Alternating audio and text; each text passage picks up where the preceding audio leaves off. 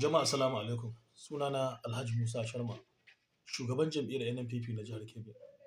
A jiya mun samu labarai cewa akwai wani yaro Faruku Soja ya kwashi waɗansu mutane sun tafi Abuja wajen sanatan Kano, Sanata Barau Jibrin, cewa shugaban ɗariƙar Kwankwasiyya na jihar Kebbi ya koma APC.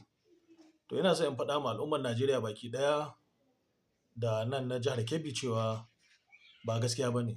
Wannan ƙarya ne kuma wannan cin amana ne. A hasali waɗancan mutane ma mu a NNPP da Kwankwasiyya ba mu san su ba.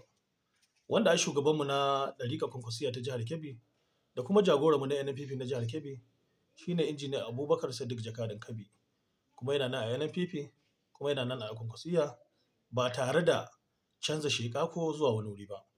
Don haka ina son in faɗa ma al'umma, musamman shi wanda ake zuwa wajen shi Sanata Barau Jibrin, cewa waɗannan mutane azzalumai ne, maciya amana ne, kuma wannan abu baya da tushe balle makama. Don haka ina kira ga ire-iren mutane masu irin waɗannan ɗabi'a cewa su bari, baya da kyau. Idan ba haka ba kuma a jam'iyyance, a Kwankwasiyance kuma za mu ɗauki mataki wanda ya dace.